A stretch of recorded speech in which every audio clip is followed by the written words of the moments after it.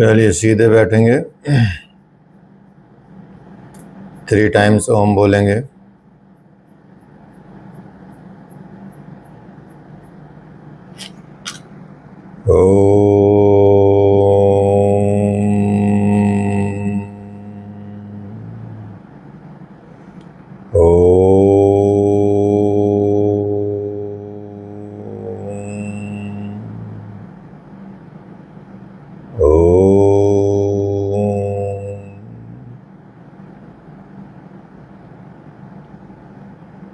Relax gently upon your eyes.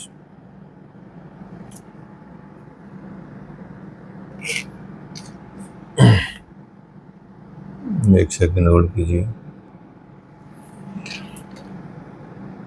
चलिए, आज है आपका हठ योग के सिद्धांत में नाद की अवधारणा, नाद का स्वरूप आप समझेंगे। अर्थात ये हठ योग प्रदीपिका का चौथा पार्ट समझ लीजिए, चौथा अध्याय समझ लीजिए, 4th पार्ट जिसको बोलते हैं उसको समझ सकते हैं।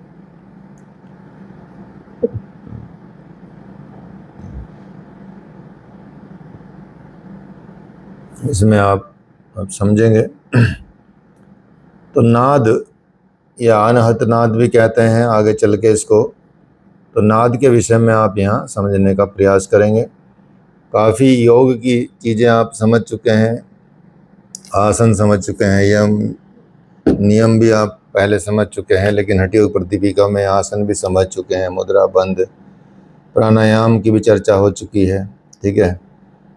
और यहाँ अब नाद की चर्चा हो रही है या नादानुसंधान की चर्चा हो रही है। तो यहाँ स्वामी स्वात्माराम जी ने हठ योग के प्रमुख ग्रंथ हठ योग प्रदीपिका के चतुर्थ उपदेश में, चौथे उपदेश में अर्थात चतुर्थ अध्याय में नाद की चर्चा की है, नाद के विषय में बताया है। और नाद के विषय में केवल ऐसा नहीं कि हठ योग में ही चर्चा होती है, नाद के विषय में उपनिषदों में भी चर्चा होती है। तो नाद उपनिषद भी अलग से एक उपनिषद भी है, तो नाद बिंदु उपनिषद कह सकते हैं, या नाद आगे बताएंगे इसमें। तो मतलब कहने का ये तात्पर्य ये है कि नाद का जो चर्चा है या नाद के विषय में जानकारी है या उल्लेख है, वो केवल हठ योग में नहीं है, उपनिषदों में भी इसकी चर्चा है। गोरखनाथ जी तो ये कहते हैं कि यदि तत्व ज्ञान को पाने में कोई साधक असमर्थ होता है, ठीक है, और तो फिर उसको हठ योग में नाद की उपासना बताई जाती है कि यदि कोई योग से, ध्यान से, भजन से, इन चीज़ों से कोई तत्व ज्ञान को पाने में असमर्थ होता है, कोई साधक ऐसा, तो उसको फिर गोरखनाथ जी बोलते हैं कि उनको हठ योग में जो एक नाद की व्यवस्था है या नाद की उपासना है उसको करना चाहिए। तो संसार में माया, मोह ये बंधन हैं, और बंधन ये आत्मा के चारों ओर अंधकार को फैलाते हैं। संसार के जितने भी बंधन हैं, मोह माया है, ये सब चीज़ें क्या हैं, ये चारों ओर अंधकार को फैलाते हैं। लेकिन साधना करने से, प्राणायाम के अभ्यास करने से, आसनों के अभ्यास करने से आपके अंदर एक आत्मा की आवाज़ सुनाई देती है। जो वो आत्मा की आवाज़ आपको सुनाई देती है जब आप शांत होते हैं और अपने में रहते हैं, अपने अंतर मन में जाते हैं, तो उस आत्मा की आवाज़ का नाम ही नाद बताया गया है। तो यहाँ जो पर ब्रह्म परमात्मा है, वही इसी स्वरूप में, नाद स्वरूप में आपको सुनाई देते हैं। तो इसलिए यहाँ पर आप इस अध्याय में समझेंगे कि नाद और नादानुसंधान ये वहीं से शुरुआत होती है। तो नाद के बारे में स्वामी स्वात्माराम जी मतलब बार बार बता चुके हैं इस बात को कि ये जो नाद है वो बहुत सारे ग्रंथों में, बहुत सारे सिद्धांतों में आपको देखने को मिलेगा। और हठ योग प्रदीपिका में तो आप देखेंगे इसकी गूंज सुनाई देती है। जैसे ब्रह्मानंद ने कांसे के घंटे की आवाज़ जो है, कांसे के घंटे की ध्वनि, एक कांसा होता है ना घंटे की ध्वनि, उसकी गूंज को नाद कहा है।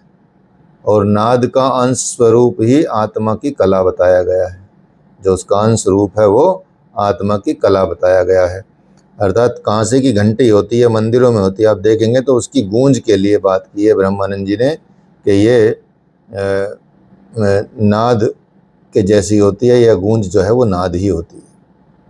तो नाद के स्वरूप की चर्चा तो नाद बिंदु उपनिषद में भी बहुत अच्छे से की गई है। उसमें कहा गया है कि जैसे आकाश में काले घने बादल फैलकर अंधकार कर देते हैं, जैसे आकाश में बहुत सारे काले घने बादल फैलकर अंधकार कर देते हैं, लेकिन जब सूर्य निकलता है या सूर्य दिखाई देता है तो ये बादलों का अंधकार दूर हो जाता है।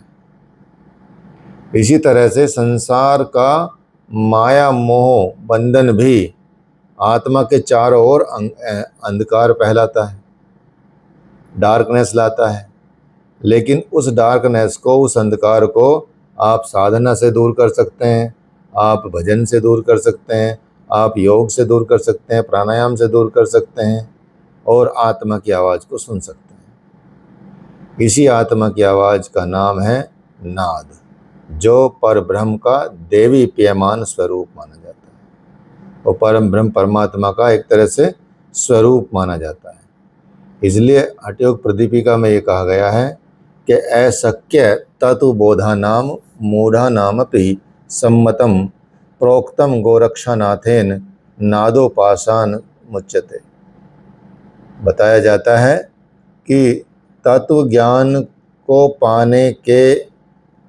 पाने में जो असमर्थ होते हैं, जो तत्व ज्ञान को पाने में असमर्थ होते हैं, ऐसे साधकों के लिए हठ योगी गोरखनाथ जी ने नाद की उपासना बताई है कि जो हठ योग नहीं कर सकते या बाकी योग नहीं कर सकते, इन चीज़ों को नहीं पा सकते, कर सकते, तो उनके लिए क्या बताया है, नाद की उपासना बताई है।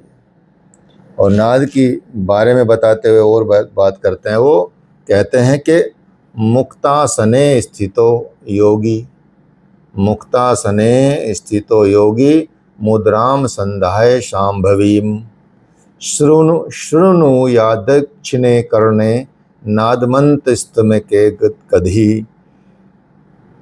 बोला जाता कि मुक्तासन में स्थित होकर बैठ जाओ। मुक्तासन मतलब सिद्धासन। मुक्तासन में स्थित होकर बैठ जाओ और शांभवी मुद्रा लगाओ, शांभवी मुद्रा का अभ्यास करो, मन को एकाग्र करो और शांत करो उसको, अपने को। और शांत करके जब आप शांत हो जाएंगे तब आपको राइट कान से शरीर के अंतर्गत जो ध्वनि है उसको सुनने का प्रयास करना है। सीधे कान से आपको उस ध्वनि को सुनने का प्रयास करना है। तो बताया जाता है मुक्तासन में बैठकर अर्थात सिद्धासन में स्थिर होकर बैठ जाएं, सामी मुद्रा लगाएं, मन को एकाग्र करें और शांत करें, और अपने राइट कान से अपने अंदर की ध्वनि को सुनने का प्रयास करें। ठीक है। तो जब नाद को सुनने और महसूस करने की विधि और भी बताई है, और इसके लिए स्वामी स्वात्माराम जी कहते हैं कि कैसे करना है, आपको किस तरह से सुनना है।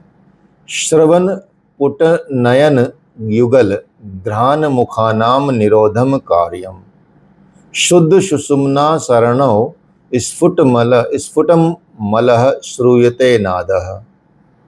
बताते हैं कि दोनों हाथों की उंगलियों से तो कानों को बंद कर लें, दोनों हाथों की उंगलियों से दोनों कानों को, दोनों आँखों को, दोनों नासिका को और मुख को बंद करने का प्रयास करें, और प्रयास करके बंद करें। और साधक को कुछ समय के बाद जो सुषुम्ना है, सुषुम्ना को आपने पहले नाड़ी शोधन से शुद्ध कर ही लिया है, मल रहित कर लिया है पहले से प्राणायाम करके। जब नाड़ी शोधन आपको बताया है कि नाड़ी शोधन यदि आप कर लेंगे तो अब क्या करना है, क्योंकि आपकी नाड़ी जो है सुषुम्ना भी जो है, बाकी नाड़ियां भी और साथ में सुषुम्ना भी, वो मल रहित हो चुकी है, निर्मल हो चुकी है। अब उससे स्पष्ट और पवित्र नाद सुनाई लगने पड़ता है, सुनाई देने लगता है। तो जो मुद्रा का उल्लेख किया है स्वामी स्वात्माराम जी ने कि दोनों हाथों की उंगलियों को, इन सारी उंगलियों का आप प्रयोग करें, कानों को बंद करें, आँखों पे रखें, नासिका के दोनों पे रखें और मुंह पे रखें, ऐसे मुद्रा बना लें। तो इस मुद्रा को क्या कहते हैं? षणमुखी मुद्रा कहते हैं, या इसको योनि मुद्रा भी कह सकते हैं। षणमुखी मुद्रा, योनि मुद्रा एक ही बात है, इसको योनि मुद्रा भी कहा जाता है। तो इसलिए षणमुखी मुद्रा से आप ये करें, और सुषुम्ना के अंदर जो आपने नाड़ी शोधन में शुद्ध कर ली जो नाड़ी सुषुम्ना की, ठीक है, तो इससे क्या होगा, आप उससे फिर जब वो मल रहित हो गई है आपकी नाड़ी सुषुम्ना और पवित्र हो गई है, निर्मल हो गई है, तब आप क्या करेंगे? पवित्र नाद को सुन सकते हैं।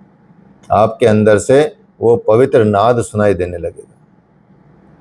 अब वो जो सुनाई देता है तो उसकी फिर अलग अलग अवस्थाएं होती हैं, लेवल्स होते हैं। किस किस लेवल पे आपको वो सुनाई देगा, किस किस, ऐसा नहीं कि शुरुआत में ही आपको कुछ बड़ी चीज़ सुनाई दे जाएगी, जो अंत वाली चीज़ है वो सुनाई दे जाएगी। तो उसके स्तर हैं, अपने अपने उसके स्तर मान के चलिए। स्तर हैं, क्या स्तर हैं उसके? पहला स्तर ये बताते हैं महर्षि स्वामी स्वात्माराम जी बताते हैं कि इसकी 4 अवस्थाएं हैं। 4 अवस्थाएं कौन सी है? एक है आरंभ अवस्था, एक है घटावस्था, एक है परिचयावस्था और एक है निष्पत्ति अवस्था।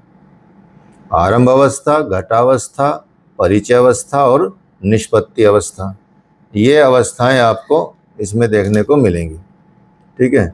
तो यहाँ इसको ध्यान देने वाली बात है कि आरंभ अवस्था को यदि हम ध्यान दें, उसको समझें। एक सेकंड और कीजिएगा, कोई गेस्ट आए हुए। तो जो अवस्थाएं बताई हैं, कौन सी अवस्थाएं बताई हैं? पहली अवस्था है आरंभ अवस्था, दूसरी अवस्था है घटावस्था, तीसरी अवस्था है परिचय अवस्था और चौथी अवस्था है निष्पत्ति अवस्था। तो आरंभ अवस्था की बात करते हैं पहले, कि आरंभ अवस्था में जो ब्रह्म ग्रंथि के भेदन के जब हो जाता है, ब्रह्म ग्रंथि का भेदन हो जाता है, उसके बाद आनंद का अनुभव होता है। हमारे शरीर में अलग अलग ग्रंथियां हैं, ब्रह्मा ग्रंथि है, विष्णु ग्रंथि है, रुद्र ग्रंथि है, इस तरह से और बहुत सारी ग्रंथियां हैं। नोट बोलते हैं इनको, एनर्जी नोट या कह सकते हैं साइकिक नोट, इनको कह सकते हैं। तो आरंभ अवस्था में ब्रह्म ग्रंथि के भेदन होने के बाद आनंद का अनुभव होता है, और शरीर, जो आपका शरीर है, अर्थात अंत शरीर में, अंतर मन में शून्य जैसा अनुभव होता है आपको, और क्षण क्षण आपको असाधारण रूप से अनाहत शब्द सुनाई पड़ता है, ठीक है। तो वो योगी जब ऐसा होने लगता है तो वो योगी के अंदर एक दिव्य देह जैसा हो जाता है, उसकी दिव्य जो शरीर है उसका दिव्य हो जाता है, ओजस्वी हो जाता है, दिव्य गंध वाला हो जाता है, अर्थात परफ्यूम वर्फ्यूम की लगाने की जरूरत नहीं पड़ती है, निरोगी होता है, प्रसन्न चेतस होता है और शून्यचारी हो जाता है, अर्थात उसके विचार ज़्यादा इधर उधर दौड़ते नहीं हैं। तो ये आरंभ अवस्था में ही प्राप्त होने लगता है। जब आप इसकी साधना करते हैं तो ग्रंथियों का भेदन होता है, ग्रंथियों का भेदन के बाद आनंद का अनुभव होता है, और उसी तरह से फिर अनाहत शब्द सुनाई पड़ने लगता है, और फिर उसके ओज में भी, तेज में भी, शरीर में भी, गंध में, सब में बदलाव आता है। तो ये होगी आरंभ अवस्था। दूसरी अवस्था कौन सी अवस्था है? वो है घट अवस्था। घट अवस्था में जो है वो योगी जब आसन को दृढ़ कर लेता है, जब आसन दृढ़ हो जाता है तो दूसरी ग्रंथि खुलती है उसकी, वो है विष्णु ग्रंथि। विष्णु ग्रंथि खुलने पर जब विष्णु ग्रंथि का भेदन हो जाता है और जो प्राण वायु है, निबद्ध वायु है, वो सुषुम्ना में बढ़ने लगती है ऊपर की तरफ, तो अति शून्यता का भाव होता है या उसका एहसास होता है अपने कपाल कुहर में, ठीक है। और परमानंद की अनुभूति होती है, परम आनंद की अनुभूति होती है। और तब हमको सुनाई देता है भेरी, एक वाद्य यंत्र होता है भेरी। और ऐसे भेरी और इस तरह के शब्द सुनाई देते हैं अलग अलग तरह के, तब योगी ज्ञानी हो जाता है और देवतुल्य हो जाता है। तो ये दूसरी अवस्था है, घट अवस्था। तो नाद में घट अवस्था की ये दूसरी अवस्था आप समझे। दूसरी अवस्था में आपका जो भेदन होगा वो विष्णु ग्रंथि का भेदन होगा, ठीक है। पहले ब्रह्म ग्रंथि का भेदन हुआ, फिर विष्णु ग्रंथि का भेदन हुआ, और पहले अनहद नाद की सुनाई दिया आपको, और अब आपको अलग से एक और भेरी जैसा यंत्र और अन्य यंत्रों की आवाज आएगी जो संगीत के वाद्य यंत्र होते हैं। तो तब योगी बहुत देवतुल्य हो जाता है, ज्ञानी हो जाता है। अब तीसरी अवस्था आती है परिचय अवस्था। नाद योग में या नादानुसंधान में आपकी तीसरी अवस्था आने लगती है, परिचय अवस्था। परिचय अवस्था में साधक जो भ्रू मध्य में उसको यहाँ ढोल की ध्वनि सुनाई देगी, जैसे ढोल बज रहा है यहाँ पे उस तरह का नाद सुनाई देगा, या ढोल जैसी अन्य और ध्वनियाँ सुनाई दे सकती हैं। तब प्राण सभी सिद्धियां प्रदान करने को और महाशून्य में पहुंच जाता है। तो भ्रू मध्य में आप देखेंगे यहाँ रुद्र ग्रंथि है, ब्रह्मा विष्णु महेश कह सकते हैं, तीन अलग अलग नोट हैं, मूलाधार, अनाहत चक्र और आज्ञा चक्र, इसमें आप देख सकते हैं। तो यहाँ तक पहुँचने में जो मनुष्य की ये तीनों ग्रंथियाँ खुल जाती हैं और उसको अलग अलग तरह के नाद सुनाई देने लगते हैं आपके आज्ञा चक्र में। चौथी अवस्था होती है निष्पत्ति अवस्था। निष्पत्ति अवस्था में आप देखेंगे वायु क्या होती है, वायु का रूप सारी ग्रंथियों का भेदन करके आज्ञा चक्र में जो स्थित शिव हैं उनके स्थान पर पहुंचता है। शिव के स्थान पर पहुंचता है तो वहां वीणा का झंकृत शब्द सुनाई देता है, वीणा की ध्वनि सुनाई देती है। इस तरह से अलग अलग स्तर पे अलग अलग आवाजें, अलग अलग नाद आपको सुनाई देने लगते हैं, आपके शरीर से ही ध्वनियाँ सुनाई देने लगती हैं। कई बार तो ऐसा लगता है कि आप मतलब डर भी लगने लगता है कई बार आपको, ऐसी ऐसी आवाज़ आती हैं, लेकिन आप उसको पार कर जाएंगे तो फिर तो आनंद में ही हो जाएंगे। अब नाद से जो लाभ होता है, नाद से जो उत्पन्न लय होती है, नाद से जो उत्पन्न संगीत होता है, वो तुरंत ही तत्क्षण ही आनंद देने वाला होता है। नाद के विषय में और उसकी ध्वनि के विषय में आप देखेंगे कि जो जिक्र किया गया है, जो उल्लेख किया गया है, वो नाद बिंदु उपनिषद में कहा गया है। नाद बिंदु उपनिषद में कहा गया है कि ये जो नाद है ये कभी तेज सुनाई देगा, कभी बहुत धीरा सुनाई देगा, कभी ये नाद सुनाई देना भी बंद हो जाएगा, कभी फिर से सुनाई देना शुरू हो जाएगा, अलग अलग लेवल पे ये दिखेगा। तो नाद को सुनने का जब कोई योगी अभ्यस्त हो जाता है, नाद को सुनने लगता है, उसकी आदत उसको पड़ जाती है, उसका अभ्यास होने लगता है उसको, तब योगी समाधि की अवस्था में पहुंच जाता है। तो जब नाद पहली बार आपको सुनाई देगा तब ये बहुत तेज हो सकता है, अलग अलग तरह का हो सकता है, लेकिन जैसे जैसे आपका अभ्यास बढ़ता जाएगा तो ध्वनि हल्की होती जाएगी और सूक्ष्म होती जाएगी। तो अलग अलग तरह की ध्वनियाँ आएंगी, जैसे समुद्र में लहरें उठ रही हों भयंकर तरह की, टकरा कर ऐसे तूफान जैसी ऐसी भी आवाज़ आएगी आपको अंदर से, ऐसी ध्वनि उत्पन्न होगी, ठीक है। फिर आप देखेंगे घंटे जैसी ध्वनि और बाकी और नगाड़ों जैसी ध्वनि आपको सुनाई देगी, और बाद में धीरे धीरे बांसुरी की मधुर वाणी आपको सुनाई देने लगेगी, भंवरों के गूंजने की आवाज़ भी आपको सुनाई देने लगेगी। उसकी ध्वनि से आप आकर्षित होंगे और फिर वो जो ध्वनि है बांसुरी की वो धीरे धीरे परिवर्तित होती है, परिवर्तित होकर दूसरी चीज़ों की ध्वनि बन जाती है, जैसे भंवरे की ध्वनि बन जाएगी। तो इस तरह से, और बीच बीच में कभी कभी ऐसा लगता है कि कर्कश आवाज़ भी आती है, कर्कश आवाज़ की तीखी आवाज़ या कुछ ऐसे इरिटेट करने वाली आवाज़ भी आने लगती है। तो कई बार साधक ऐसी आवाज़ सुन के घबरा जाते हैं, तो उन्हें ये नाद बाद में सुनाई देता है।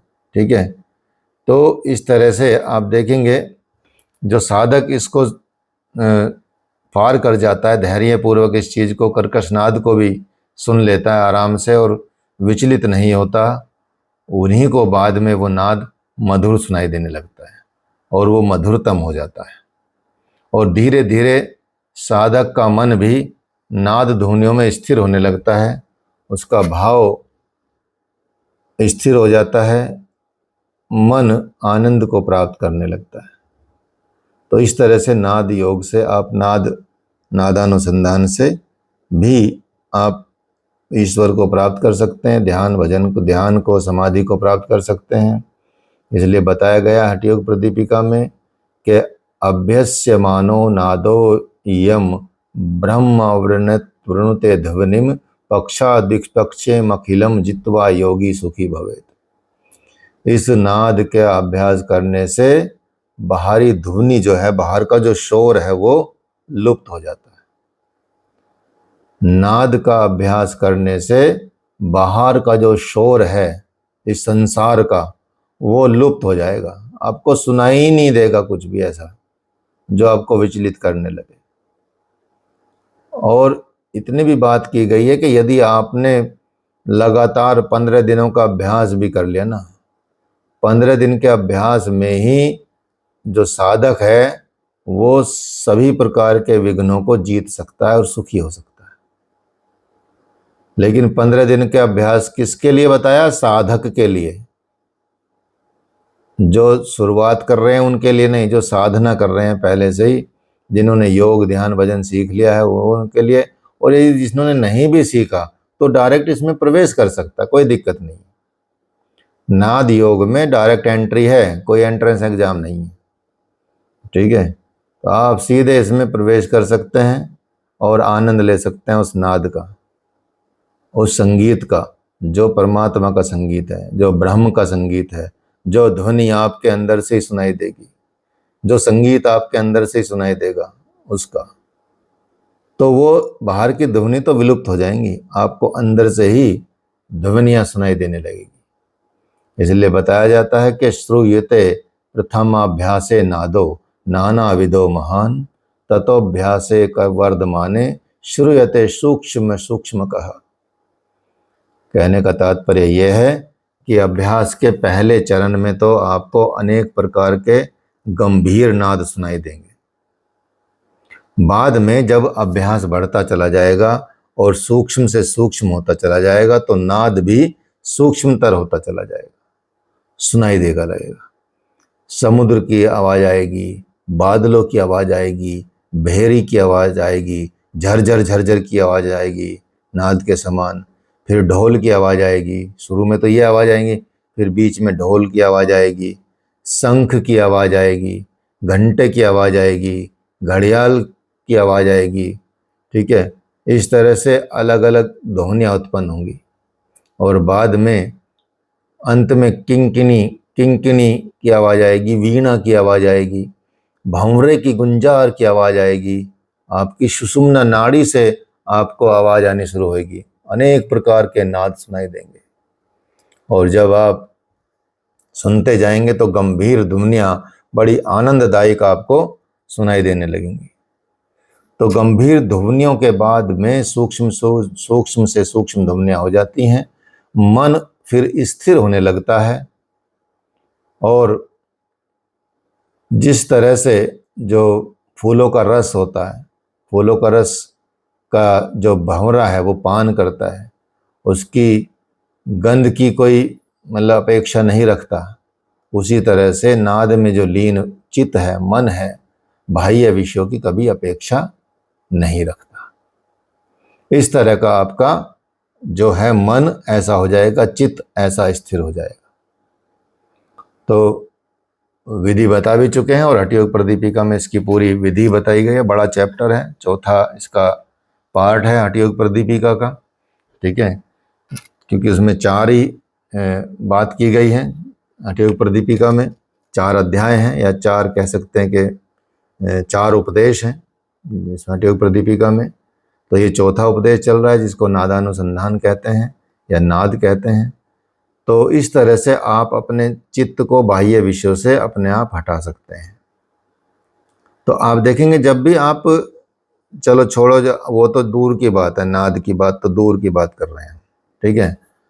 अब यदि आपको कोई गाना या कोई भजन बहुत अच्छा लगता हो, ठीक है, जब आपको गाना या बहुत अच्छा लगता हो भजन, तब आपका मन जब उसको गाएंगे आप, तो कहीं जाएगा नहीं।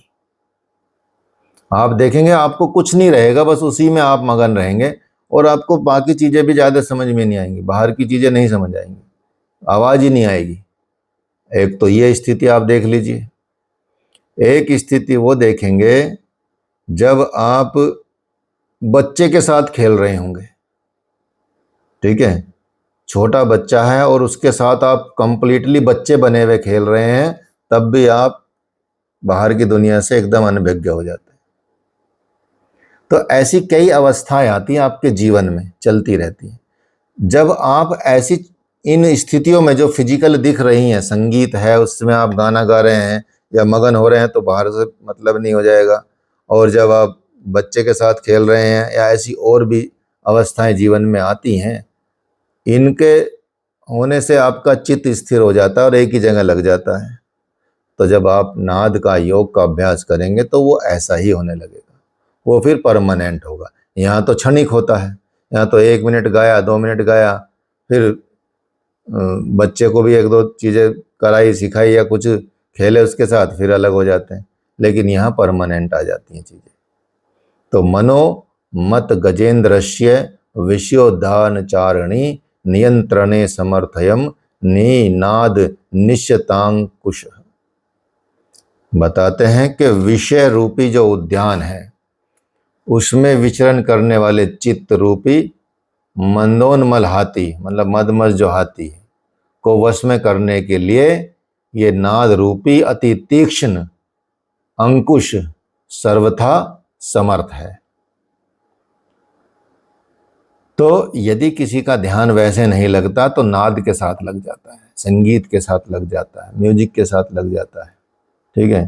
तो इसकी जो बताई गई है, बात बताई गई कि ये जो संसार है विषय रूपी उद्यान है, जिसमें हमारा जो मन है, वो चित्त है, जो वह मदमहोश या मंदोन्मल हाथी, जो विचलित हाथी है, इधर उधर भागने वाला है, उसको वश में करने के लिए ये नाद जो है बड़ा ही कारगर साबित होता है, बहुत सहायक सिद्ध होता है। तो नाद के स्वरूप का इसलिए बताया गया है कि नाद का स्वरूप, ये नाद रूपी जो बंधन से बंधा हुआ, अर्थात नाद में आसक्त हुआ चित्त अच्छी प्रकार से, सम्यक तरीके से अपनी चंचलता को छोड़ देता है। अर्थात वो क्षण क्षण में विषय ग्रहण नहीं करता, उनका परित्याग कर देता है, परित्याग करके चंचलता को छोड़ देता है और मन आपका भली प्रकार से स्थित हो जाता है, ठीक है। इसलिए जैसे मान लिया किसी उड़ते हुए पक्षी का पंख ना रहें और वो फिर क्या रहेगा, एक स्थान पर स्थिर होकर बैठ जाएगा। इसी तरह से आपका मन भी स्थिर हो जाता है और सारा उसी तरह से हर एक क्षण विषय बदलते रहते हैं, चित्त लेकिन एकमात्र नाप में आसक्त होकर स्थिरता को प्राप्त कर लेता है। ये है आपका नादानुसंधान। तो नाद इसलिए कहते हैं इसको, और बाद में आपको फिर अनहद नाद, या कह सकते हैं कि जो शुरू में सुनाई दिया था वो फिर ओम की ध्वनि में परिवर्तित हो जाता है। हृदय से निकलती हैं चीज़ें। इसलिए बोला जाता है कि पहले आप अपने आप को समझें और अपने अंदर से ध्वनि को सुनने का प्रयास करें, अपने अंदर से आने वाली साउंड को सुनने का प्रयास करें। ठीक है, तो नाद की साधना जो है हठ योग में बहुत महत्व रखती है, और नाद से तुरंत ही आनंद की प्राप्ति होने लगती है, आनंददायक होता है।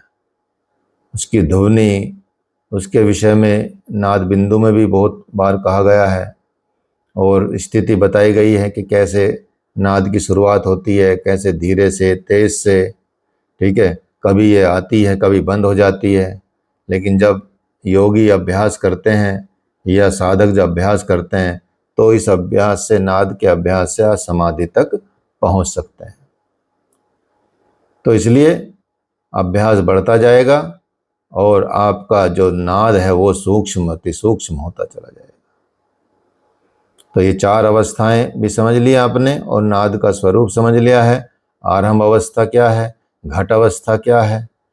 आरंभ अवस्था में ब्रह्म ग्रंथि का भेदन होता है, घट अवस्था में विष्णु ग्रंथि का भेदन होता है, और बाद में शिव जो रुद्र ग्रंथि है उसका भेदन हो जाता है परिचय और निष्पत्ति अवस्था के बाद। और इसका फल है कि वीणा का जैसे झंकृत होती है, वीणा की जो साउंड होती है वो आपको सुनाई देने लगती है। तो बाहर म्यूजिक सुनने की जरूरत नहीं पड़ेगी आपको। इस तरह से इससे नाद से आपका इतना भला होगा, समझ गए नहीं? तो ये है नाद। तो आज ये नाद कंप्लीट हुआ आपका, नाद वाला चैप्टर। ठीक है, जिनका छोटा है वो वीडियो देख लेंगे। ठीक है, उसमें आपको समझ आ जाएगा, नहीं आएगा तो फिर पूछ लेंगे। 1 करोड़ बार पूछ सकते हैं, कोई दिक्कत नहीं। समझना आपका है, बताना हमारा है। ठीक है, लाइफ टाइम अचीवमेंट अवार्ड है। जीवन में कभी भी याद आ जाए ना, ऐसे पलंग पे बड़े बड़े भी, ऐसे बुढ़ापे में भी, कि पूछना है, तब भी नए भी होंगे तब भी आके बता देंगे आपको। ठीक है, चिंता नहीं कीजिएगा। आगे बढ़ते हैं। यहाँ तक तो समझ गए होंगे आप लोग। कुछ यहाँ तक कुछ पूछना है तो पूछ सकते हैं। ठीक है, सबसे बड़ा संगीत भगवान का संगीत सुनाई दे जाए। दिव्य सुगंध भी आने लगती है, दिव्य गंध भी आने लगती है, दिव्य नाद सुनाई देता है, ये चीजें होती हैं। तो अब आगे बढ़ते हैं। कुंडलिनी का स्वरूप क्या है और कुंडलिनी जागरण के उपाय क्या है। कुंडलिनी बहुत फेमस है ना आजकल, तो आज को जो फेमस है वो बताते हैं आपको। ठीक है, कुंडलिनी का जागरण कैसे, वैसे तो आपको संकेतों में बहुत बार बता भी चुके हैं कि क्या विधि होती है, कैसे होता है, मतलब, लेकिन प्रॉपर इसलिए नहीं बताएं कहीं करने ना लगो। ठीक है, और उल्टा पुल्टा ना कर लो। अभी तो बस सीखना है आपको, उसके लिए तो आपको थोड़ा साधना और ये करनी पड़ेगी। तो सारा आपने समझ लिया, बंद के बारे में, मुद्राओं के बारे में, आसनों के बारे में, ये सब आपने समझ लिया। हठ योग में कुंडलिनी का भी वर्णन आता है, कुंडलिनी शक्ति का वर्णन किया गया है। और हठ योग के सारे ग्रंथों में, केवल हठ योग प्रदीपिका में नहीं, हठ योग के सारे ग्रंथों में इसे सबसे शक्तिशाली शक्ति बताया गया है। इस शक्ति का सबसे अधिक वर्णन मिलता है। और जो हठ योग के ग्रंथकार हैं या योगी हैं, जो ऋषि मुनि रहे हैं, उन्होंने कुंडलिनी को सर्प के समान एक टेढ़ी मेढ़ी आकृति वाला बताया है। सांप की तरह से एक टेढ़ी मेढ़ी आकृति वाला एक शक्ति बताई है। और साधक का जो मुख्य लक्ष्य होता है, जो रियल में साधक होते हैं, उनका जो मुख्य लक्ष्य होता है वो यही होता है कि वो कुंडलिनी का जागरण करें, कुंडलिनी जगाएं, शिव को शक्ति से मिलाएं। ठीक है, शिव का स्वरूप आप देखेंगे इतना आसान नहीं है। एक बार यदि बिछड़ गई, संसार में आने के बाद तो बिछड़ जाती है। ठीक है, जैसे माता सती शिव जी से अलग हो गई एक बार। अब आप सोचेंगे कि माता सती के बाद माता पार्वती का रूप आया, सती पार्वती के रूप में आई, और माता पार्वती को कितने हजारों वर्ष तपस्या करनी पड़ी भगवान शिव से मिलने के लिए। तो इतनी आसान होती ये बात, इतना भी परीक्षा भी ली भगवान ने बहुत सारी, लेकिन उन्होंने इतना तप किया, हजारों हजारों वर्षों तक तप किया, कभी कुछ ना खा के, कभी पत्ते ही खा के, और कभी पानी पे रह के, और फिर भी बड़े बड़े ऋषि मुनि आए, भगवान के द्वारा भेजे गए कि भाई इनको भटकाओ कहीं, कि कहाँ चक्कर में पड़ रही है, तो इतनी बड़ी राजकुमारी है, तो अपने घर में अपना रहे, बड़े राजा से, बड़े किसी बढ़िया से राजकुमार से शादी कर, कहाँ उस अघोरी के चक्कर में पड़ी है, वो पहाड़ पे रहता है, ये करता है, मतलब इतना भटकाने का प्रयास किया। अंत में भगवान शिव खुद भी आए, संत बन के, साधु बन के, लास्ट में हजारों लाखों वर्ष की तपस्या के बाद। तो शक्ति का शिव से मिलन इतना आसान है नहीं जितना आसान आज सब कुंडलिनी जागरण कर रहे हैं। तो बड़ी, जैसे ऋषि मुनि हैं, क्रिया योग में कहा जाता है कि हमारी जो प्रगति होती है, जो ईश्वर को प्राप्ति होती है, उसमें मिनिमम 10,000 वर्ष लगते हैं। अगर आप में कोई नॉर्मल जीवन चलता रहा, तब धीरे धीरे किसी जन्म में आपको थोड़ा योग मिलेगा, किसी जन्म में थोड़ा और बढ़ेगा, किसी जन्म में फिर भटक जाएंगे, किसी जन्म में फिर ऐसे बढ़ बढ़ के जो संस्कार रहेंगे योग के, वो इकट्ठे होते जाएंगे। उसमें जब आप पूर्ण रूप से परिपक्व अवस्था पहुंचेगी, तब आप लगभग 10,000 साल गुजर चुके होंगे आपकी आत्मा पे। ठीक है, शरीर तो बदलता रहता है, हमारे यहाँ मृत्यु का प्रावधान नहीं है। मृत्यु जीवन परिवर्तन की बात की जाती है, मृत्यु भी एक परिवर्तन है, मृत्यु अंत नहीं है। हमारे यहाँ सनातन में मृत्यु अंत नहीं होती, वो परिवर्तन होता है। ठीक है, देयर इज ए चेंज। जैसे बच्चे थे, जवान हो गए, देयर इज ए चेंज। तो बचपन तो मर गया ना, खत्म हो गया बचपन, बचपना रह सकता लेकिन बचपन खत्म हो गया।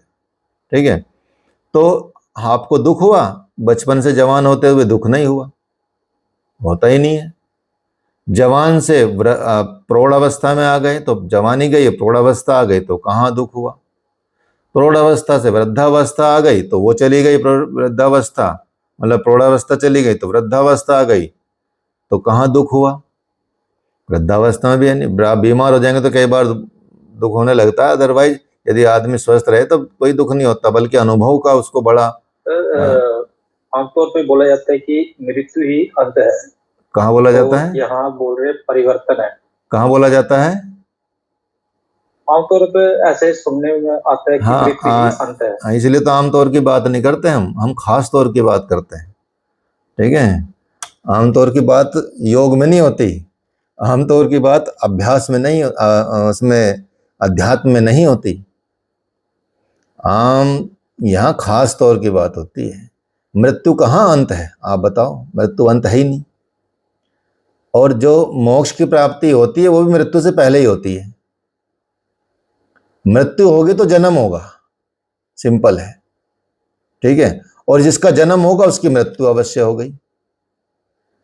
तो वो अंत नहीं है, बस परिवर्तन है। There is a change. जैसा अभी मैं इसीलिए एग्जाम्पल दे रहा हूं ना, मैं आपको इसीलिए बता रहा हूं, उदाहरण यही बता रहा हूं कि बच्चे से जवान हुए, बच्चा गया, जवान आ गया, परिवर्तन हुआ।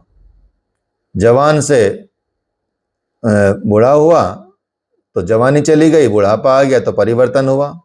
कोई ऐसा शौक नहीं मनाते कि भाई रोने बैठ जाओ, धीरे धीरे 50 साल की उम्र से क्या बुढ़े होने लगे, रोज रोते हैं। कोई रोता है? रोता ही नहीं है, बल्कि अनुभव ऐसे इकट्ठे होते जाते हैं, बल्कि और आनंद आने लगता है कि भाई मैं इनसे सबसे ज्यादा एक्सपीरियंस्ड हूं। ऐसे ही बुढ़ापा गया, मृत्यु आ गई। अब मृत्यु गई, मृत्यु गई, पुनर्जन्म आ गया। यही चक्कर है, चलता रहता है। तो this is a change, not the end. मृत्यु अंत नहीं है। ठीक है, समझ रहे? तो मृत्यु को इस तरह से घबराना नहीं है, क्योंकि एंड है ही नहीं। वो तो बल्कि आपकी आगे की प्रोग्रेस है, वो तो स्तर चेंज हो जाएगा। अब शरीर है, मान लीजिए कपड़ा ही है, कब तक पहनोगे इसको, ये बताओ? ठीक है, फट जाएगा एक दिन, जर्जर हो जाएगा, पतला हो जाएगा, घिस जाएगा, तो आप बोलने लगोगे यार चेंज कर लेते हैं, बदल देंगे ना। ये शरीर भी आपका ऐसी जर्जर हो जाएगा, ठीक है। जर्जर शरीर ना होके बल्कि यहां और गूढ़ता में जाएंगे तो ये संस्कार जर्जर हो जाएंगे। संस्कार जब जर्जर हो जाएंगे तो इस आत्मा के लिए वो उचित नहीं रहेगा। अब नया धारण करेंगे, जैसे आप नया कपड़ा धारण करेंगे ऐसे ही आत्मा नया शरीर धारण करती है, क्योंकि वो शरीर अब उसके काबिल नहीं रहा है, अर्थात उसके संस्कार उस तक के वहां तक के खत्म हो गए, वो पुराने हो गए हैं, घिस पिट गए हैं। तो संस्कार जीर्ण शीर्ण होते हैं, शरीर नहीं।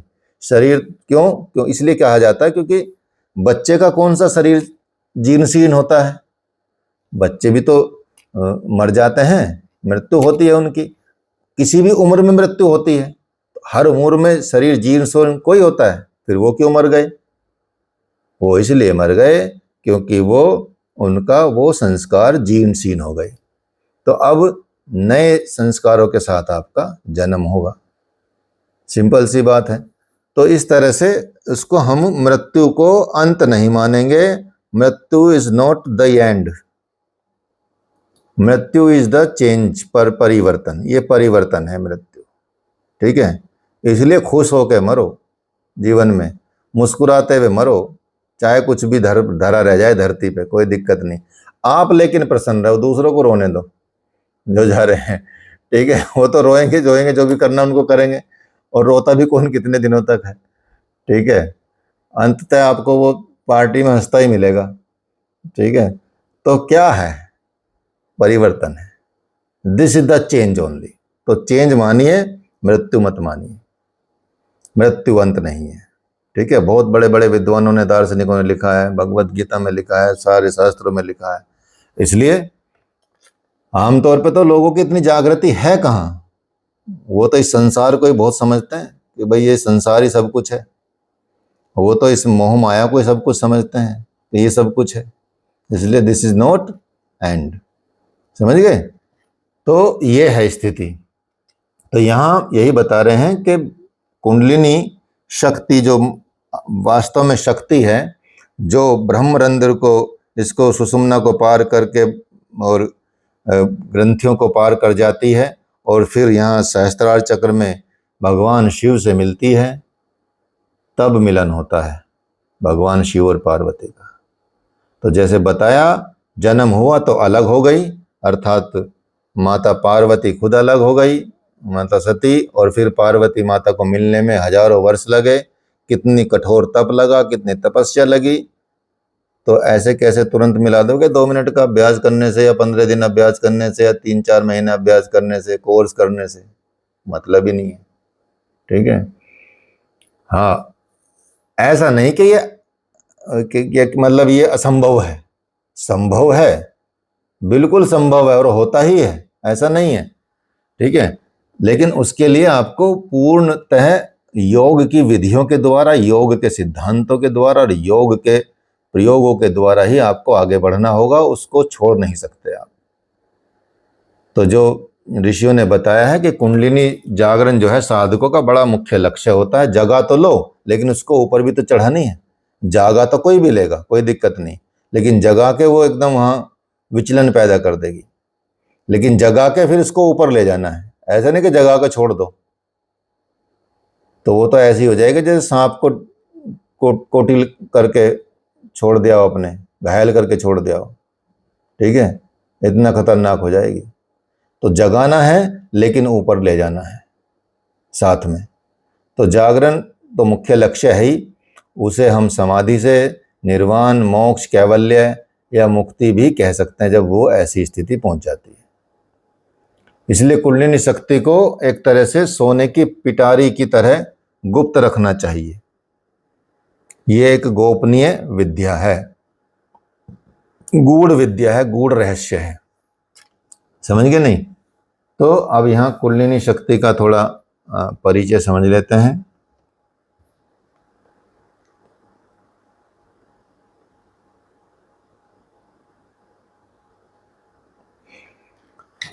तो हठ योग में कुंडलिनी शब्द बहुत ज़्यादा महत्वपूर्ण है और बहुत ज़्यादा प्रचलित भी है।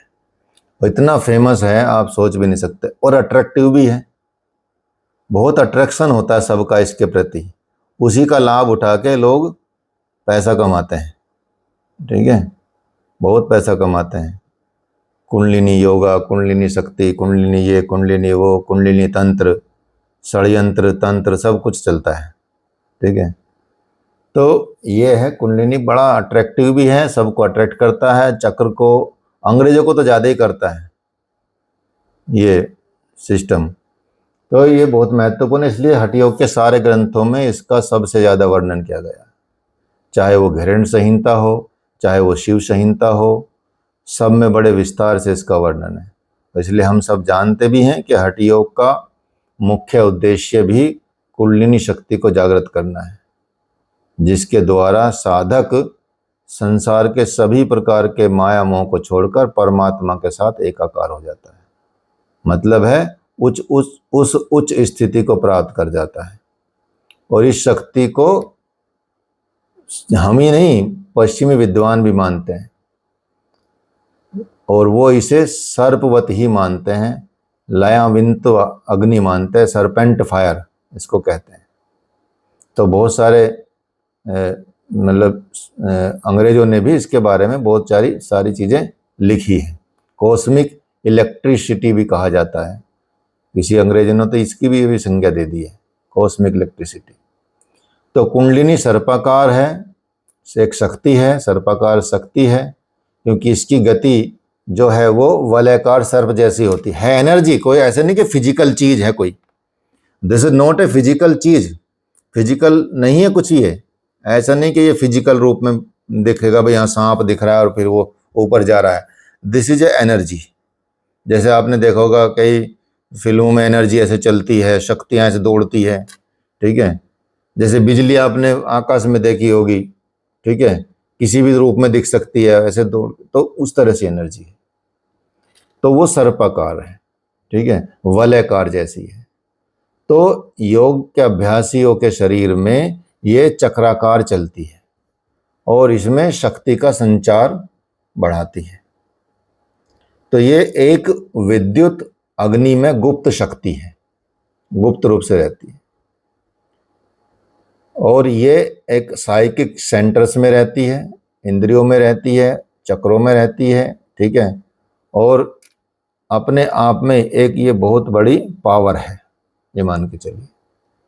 कुंडलिनी शक्ति को यदि हम समझना चाहें उसके थोड़ा अर्थ के विषय में, तो ये जानना चाहिए कि ये मानव की एक उच्च चेतना इससे प्रतीत होती है, और इस शक्ति को जानने के बाद कुछ और जानने का शेष नहीं रहता, और ये बंधन से मुक्त कर देती है आपको और मोक्ष का कारण बनती है कुंडली। तो संस्कृत में कुंडल का अर्थ है घेरा बनाए हुए, घेरा बना के रखते हैं, ऐसे कुंडल, कुंडल, कुंडलिनी। तो कुंडलिनी शब्द है कुंड से बना हुआ या घेरा बना हुआ, छेदन कर गड्ढा एक। तो ये यहाँ कुंड का मतलब हो जाता है खोखला गड्ढा, जिसमें मस्तिष्क की स्थिति कुंडली मारकर सोए हुए सर्प की भांति है। और ये कुंडलिनी शक्ति का रियल में मीनिंग निकल के आता है। तो कुंडलिनी शक्ति या कुंडलिनी शब्द का मतलब हो जाता है उस शक्ति से है। कुंडलिनी शब्द का अर्थ जो गुप्त है और एक निष्क्रिय अवस्था में है, क्रियाशील नहीं है, लेकिन इस शक्ति के प्रकट होने पर अपनी अनुभूति के आधार पर उसे देवी, काली, दुर्गा, सरस्वती, लक्ष्मी या किसी भी नाम से इसको जाना जा सकता है। सबने अलग अलग अनुभव किए हैं। ठीक है, हैं तो सब वो माता के रूप, हैं तो सब पार्वती के रूप, हैं तो सब वही रूप। ठीक है, तो इसलिए आध्यात्मिक जीवन में जो कुछ भी होता है कुंडलिनी जागरण से संबंधित ही होता है। तो किसी भी प्रकार के आध्यात्मिक जीवन का लक्ष्य कुंडलिनी जागरण ही है। हम उसे समाधि तक प्राप्त कर सकते हैं, उससे निर्वाण प्राप्त कर सकते हैं, मोक्ष, कैवल्य, मुक्ति या कुछ भी कह सकते हैं। उसका जागरण का तात्पर्य मतलब यही रहता है, अर्थात वो ज्ञान की उच्च अवस्था है, वो शक्ति की उच्च अवस्था है। तो हठ योग के हर ग्रंथ में कुंडलिनी शक्ति को क्या कहा गया? सर्प कहा गया, सर्पनी कहा गया। तो इसको ऐसे मत मान लीजिए कि फिजिकल सांप है ये कोई। ये शक्ति है जो जागृत नहीं है, ठीक है। जैसे बल्ब है, बल्ब आपने ऑन किया और बल्ब हटा लिया सपोज, तो जो वहां तक करंट आ रहा है वो तो करंट आ ही रहा है ना, वहां टच करेंगे बल्ब तो जल जाएगा, स्विच की भी जरूरत नहीं पड़ेगी लगाने की। दूसरा, वो सोया हुआ है, उसमें बस वो टच करना है, उसको पिन करना है तो वो जागने लगते हैं। तो इस तरह से कुंडलिनी शक्ति एक सर्पनी के रूप में, एक एनर्जी के रूप में विद्यमान है। उसका वर्णन ऐसे ही किया गया है, जो सुप्त अवस्था में रहती है और व्यक्ति को तत्व ज्ञान नहीं होने देती, या तत्व ज्ञान नहीं होता जब तक इसकी जागृति नहीं होती। संसार क्या है? संसार तो मोह माया है, बहुबंधन है, बहुसागर है, उसमें फंसा रहता है। लेकिन जैसे ही साधक इस विषय में जानने लगता है, उसमें तत्व ज्ञान के जानने की इच्छा जागृत हो जाती है, और जब वो जान जाता है तत्व ज्ञान को, उसके अंदर बहुत सारी महान सिद्धियां उत्पन्न हो जाती हैं। तो वो संसार के सारे बंधनों को पार कर जाता है, और सब बंधनों को पार करके वो मोक्ष का भागी होता है। इसलिए कहा गया है, कंदोर्धवम कुंडली शक्ति सुप्ता मोक्षाय योगी नाम बंधनाय च मूढ़ा नाम यस्ताम वेत्ति स योगविद। हठ योग के प्रमुख ग्रंथ हठ प्रदीपिका में जहाँ कुंडलिनी शक्ति या शक्ति चालनी मुद्रा का वर्णन जब शुरू होता है, वहां पर इस शक्ति की विशेष चर्चा की जाती है, क्योंकि ये शक्ति चालनी मुद्रा के द्वारा भी कुंडली जागरण किया जाता है। इसके बहुत सारे पर्यायवाची पहले भी आपको बता चुके हैं, फिर भी हठ योग प्रदीपिका में लिखा है, क्योंकि कुटिलांगी कुंडलिनी भुजंगी शक्तिश्वरी कुंडलीय अरुंधति चैते शब्द पर्यायवाचका।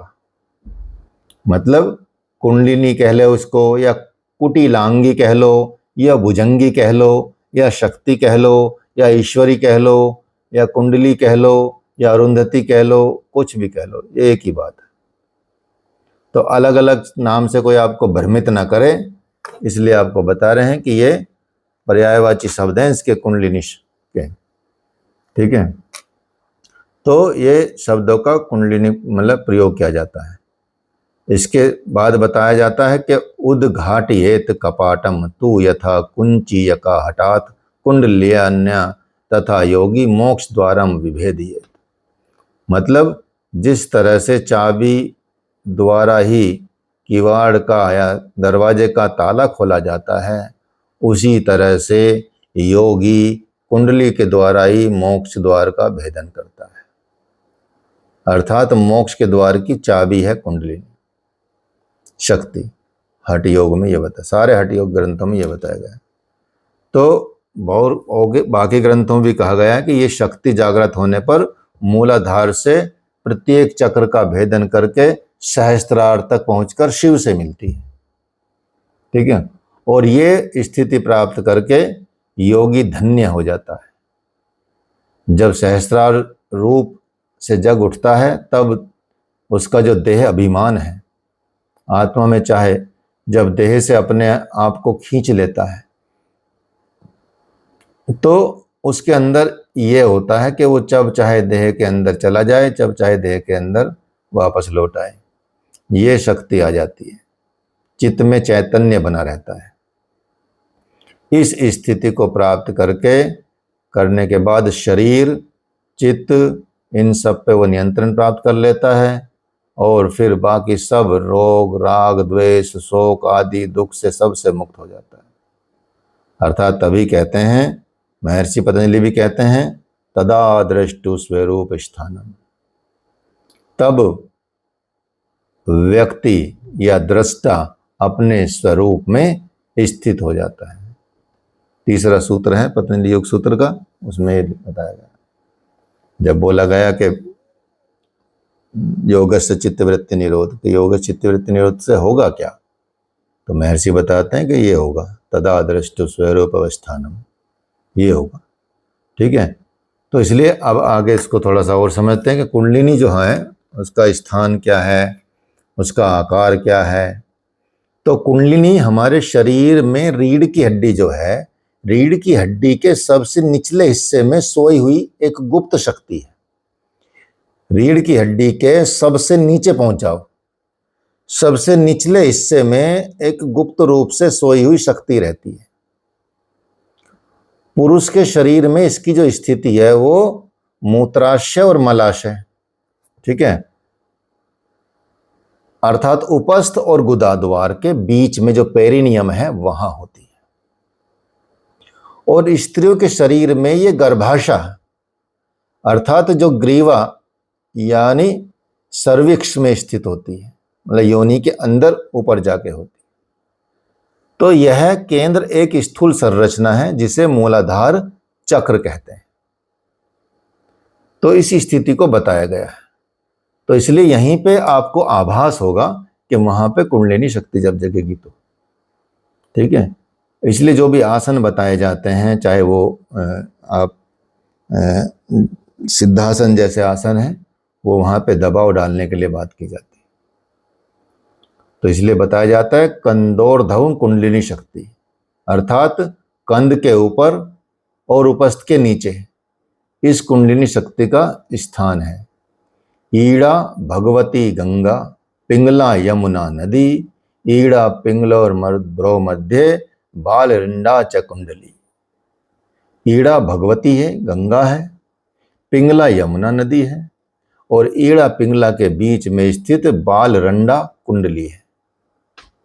ठीक है, याज्ञवल्क्य के स्थिति में भी बताया गया है कि मूलाधार चक्र के ऊपर नाभि के पास एक स्थान है, तस्योर्धव कुंडली स्थानम नाभिस्तिर गति योर्ध्वत। भक्ति सागर में बताया गया है कि इसका स्थान नाभि को बताया गया है। जहां जहां जिसने अनुभव किया वहां वहां बताया है, लेकिन इसकी शुरुआत मूलाधार से होती है, ये निश्चित रूप से मान लीजिए मूलाधार चक्र से होती है। नाभि स्थान नागिन रहे, कुंडल शशि आकार, प्राण प्यारा वही है, आगे सुनो विचार। ब्रह्म नाड़िका के छिद्र माही, रोकी रही मुख दे रही छाही, लाए लपेटे नाभि ठाही और दृढ़ छह बैठी सर के नाही। तो सुषुम्ना से स्थित ब्रह्म नाड़ी के अंतिम छोर पर उसके छिद्र में मुख लगाकर सोई हुई रहती है और उसने नाभि में अपने आप को लपेट रखा है और इससे ऊपर की तरफ जाती है। नाभि ठोर ताका व वासा।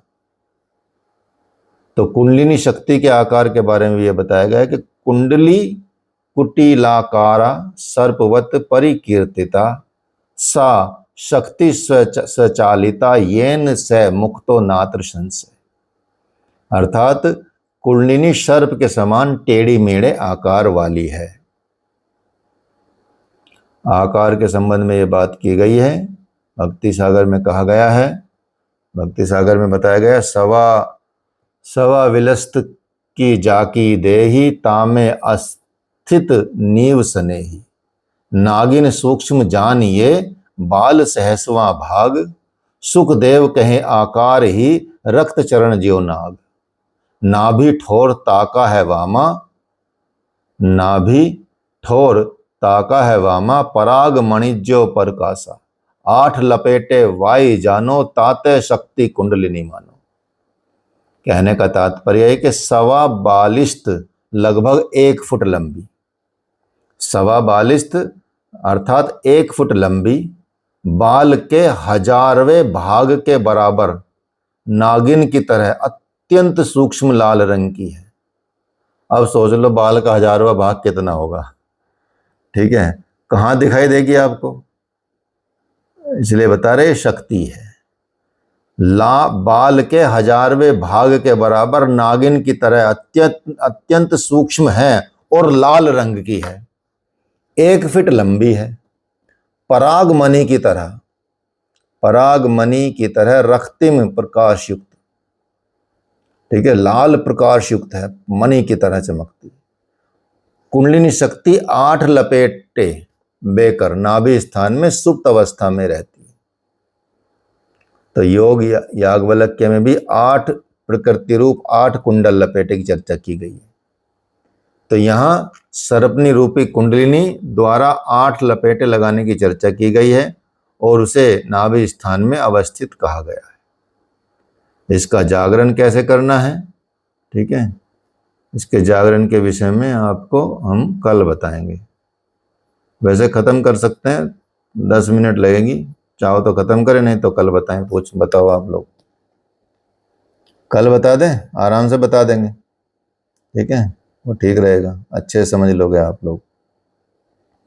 तो आज के लिए इतना ही काफ़ी है। तो कल इसका जागरण करा देंगे आपको फ्री में, कल आपके दिमाग में कुंडलिनी का जागरण हो जाएगा। ठीक है, देखो कितनी जल्दी जागरण हो रहा है। ठीक है, तो कोई किसी का प्रश्न हो तो पूछ सकता है यहाँ तक।